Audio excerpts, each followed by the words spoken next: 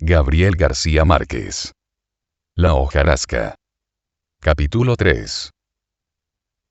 Detrás del templo, al otro lado de la calle, había un patio sin árboles.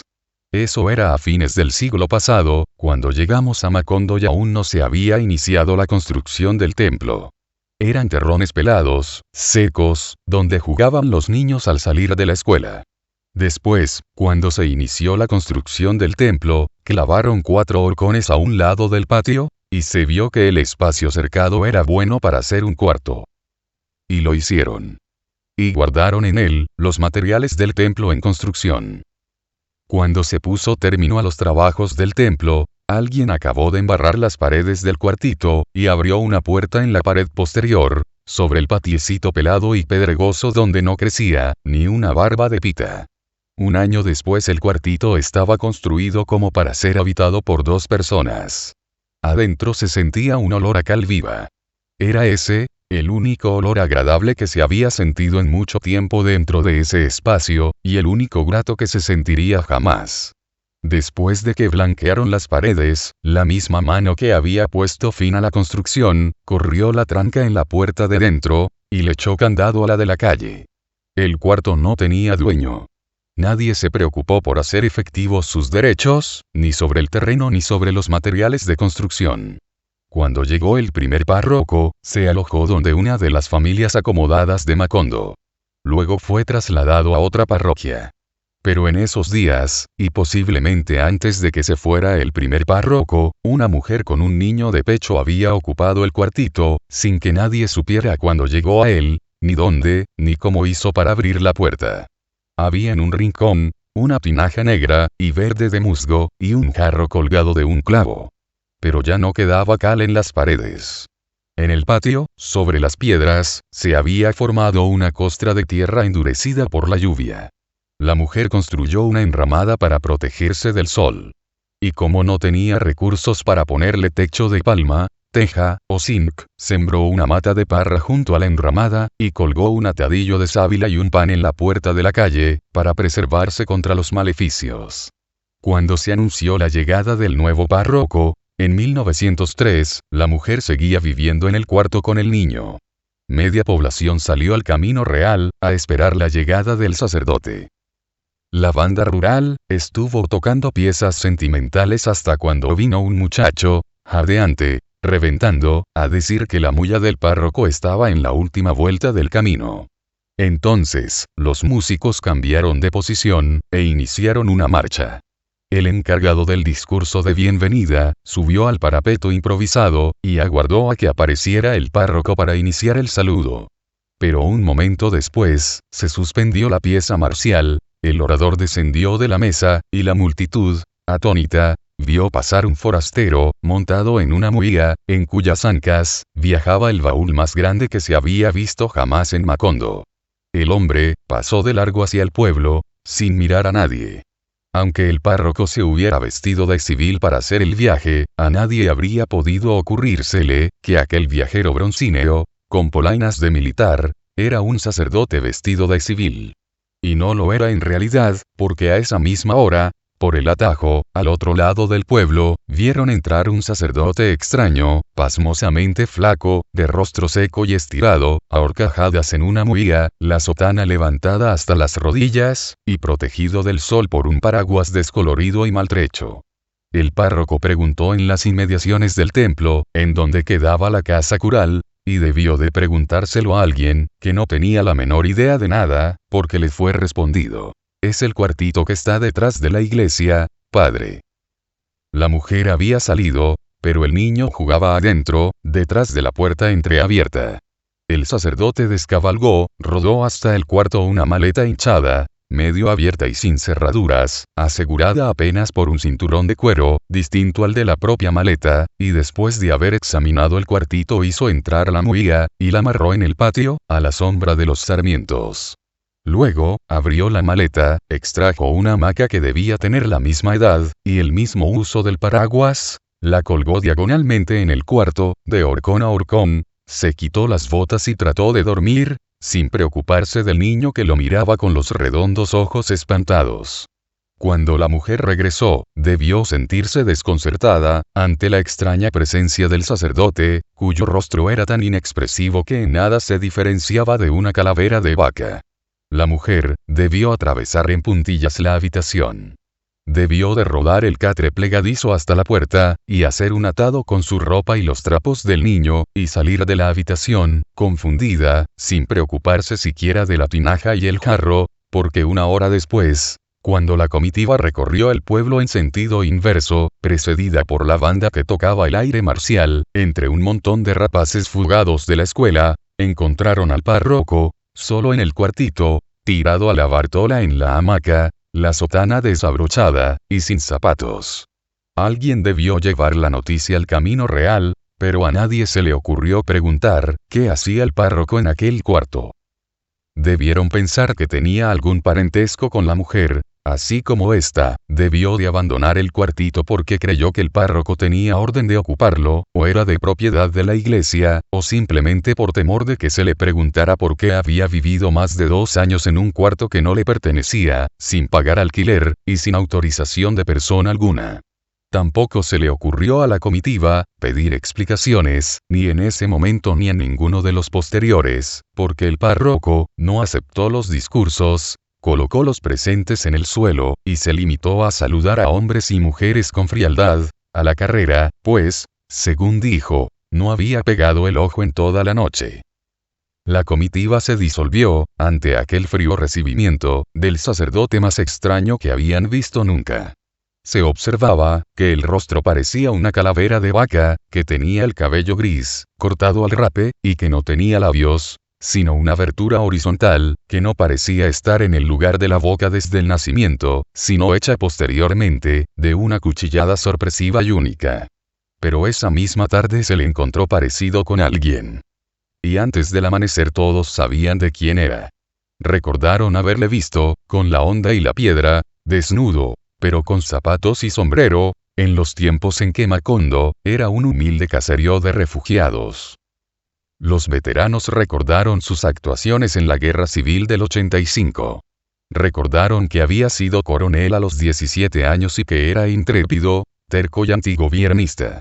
Solo que en Macondo no se había vuelto a saber de él, hasta ese día en que regresaba a hacerse cargo de la parroquia. Muy pocos recordaban su nombre de pila. En cambio, la mayoría de los veteranos recordaba el que le puso su madre, porque era voluntarioso y rebelde, y que fue el mismo con que después lo conocieron sus compañeros en la guerra. Todos lo llamaban el cachorro. Y así se le siguió llamando en Macondo hasta la hora de su muerte. Cachorro, cachorrito. Así que este hombre llegó a nuestra casa, el mismo día, y casi a la misma hora en que el cachorro, a Macondo. Aquel, por el Camino Real, cuando nadie lo esperaba, ni se tenía la menor idea acerca de su nombre o de su oficio. El párroco por el atajo, cuando en el Camino Real lo aguardaba todo el pueblo. Yo regresé a casa después de la recepción. Acabábamos de sentarnos a la mesa, un poco más tarde que de costumbre, cuando Meme se acercó a decirme: Coronel, en la oficina lo solicita un forastero. Yo dije: que pase adelante. Y Meme dijo: está en la oficina, y dice que necesita verlo con urgencia. Adelaida dejó de darle la sopa a Isabel, entonces ella no tenía más de 5 años, y fue a atender al recién llegado. Un momento después regresó visiblemente preocupada. Estaba dando vueltas en la oficina, dijo. La vi caminar, detrás de los candelabros. Luego volvió a darle la sopa a Isabel. Lo hubieras hecho pasar, dije, sin dejar de comer. Y ella dijo. Era lo que iba a hacer. Pero estaba dando vueltas en la oficina cuando llegué, y le dije, buenas tardes, y él no contestó porque estaba mirando en la repisa la bailarinita de cuerda. Y cuando yo le iba a decir otra vez buenas tardes, él se puso a darle cuerda a la bailarinita, la paró en el escritorio, y se quedó mirando cómo bailaba. Yo no sé si fue la musiquita, lo que no le permitió oír cuando yo le dije de nuevo buenas tardes, y me quedé parada frente al escritorio sobre el cual estaba inclinado, viendo a la bailarina que todavía tenía cuerda para rato. Adelaida estaba dándole la sopa a Isabel. Yo le dije. Debe estar muy interesado en el juguete. Y ella, todavía dándole la sopa a Isabel. Estaba dando vueltas en la oficina, pero después, cuando vio la bailarinita, la bajó como si supiera de antemano para qué servía, como si conociera su funcionamiento. Le estaba dando cuerda, cuando yo le dije buenas tardes por primera vez, antes que la musiquita empezara a sonar. Entonces la puso en el escritorio, y se quedó mirándola, pero sin sonreír, como si no estuviera interesado en el baile, sino en el mecanismo. Nunca me anunciaban a nadie. Casi todos los días llegaban visitas. Viajeros conocidos que dejaban las bestias en la caballeriza, y se acercaban con entera confianza, con la familiaridad de quien espera encontrar, siempre, un puesto desocupado en nuestra mesa. Yo le dije a Adelaida, debe ser que trae un recado o algo. Y ella dijo, de todos modos, tiene un comportamiento raro.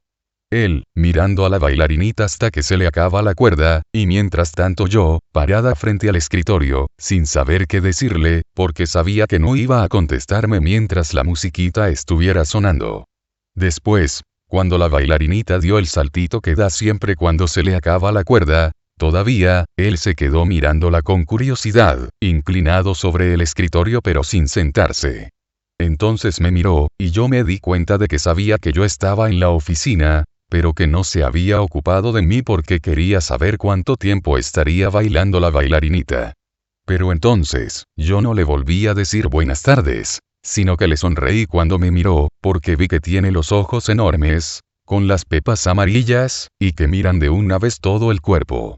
Cuando le sonreí, él se rió, pero hizo una inclinación de cabeza muy formal, y dijo, «El coronel. Es al coronel que necesito». Tiene la voz honda, como si pudiera hablar con la boca cerrada. Es como si fuera ventrílocuo. Ella estaba dándole la sopa a Isabel.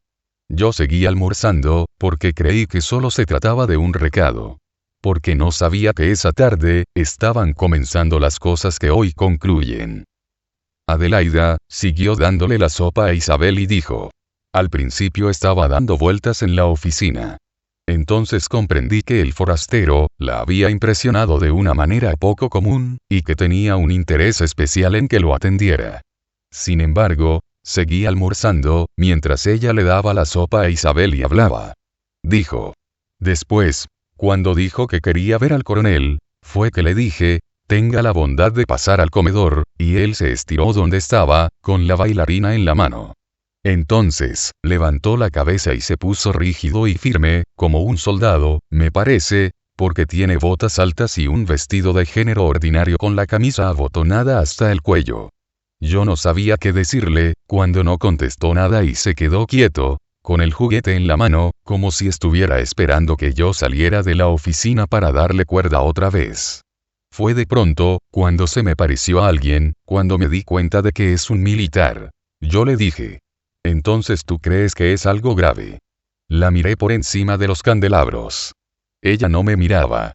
Estaba dándole la sopa a Isabel. Dijo. Fue que cuando llegué, estaba dando vueltas en la oficina, así que no podía verle la cara.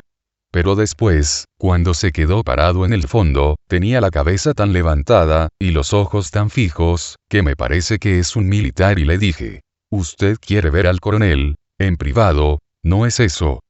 Y él afirmó con la cabeza. Entonces, vine a decirle que se parece a alguien, o mejor dicho, que es la misma persona a quien se parece, aunque no me explico cómo ha venido. Yo seguí almorzando, pero la miraba por encima de los candelabros. Ella, dejó de darle la sopa a Isabel. Dijo. Estoy segura de que no es un recado. Estoy segura que no se parece, sino que es el mismo a quien se parece. Estoy segura, mejor dicho, que es un militar. Tiene un bigote negro y punteado y la cara como de cobre. Tiene las botas altas y estoy segura de que no es que se parece, sino que es el mismo a quien se parece. Ella, hablaba en un tono igual, monótono, persistente. Hacía calor, y quizá por eso empecé a sentirme irritado. Le dije. Ajá, ¿a quién se parece? Y ella dijo. Cuando estaba dando vueltas en la oficina, no le vi la cara, pero después. Y yo, irritado con la monotonía y la persistencia de sus palabras. Bueno, voy a verlo cuando acabe de almorzar. Y ella, otra vez dándole la sopa a Isabel. Al principio, no pude verle la cara porque estaba dando vueltas en la oficina. Pero después, cuando le dije tenga la bondad de pasar adelante, él se quedó quieto contra la pared, con la bailarinita en la mano. Entonces, fue que me acordé a quién se parece, y vine a avisarte. Tiene los ojos enormes e indiscretos, y cuando me di vuelta para salir, sentí que me estaba mirando directamente a las piernas. Guardó silencio de pronto. En el comedor, quedó vibrando el tintineo metálico de la cuchara. Yo acabé de almorzar y prensé la servilleta debajo del plato. En eso se oyó, en la oficina, la musiquita festiva del juguete de cuerda.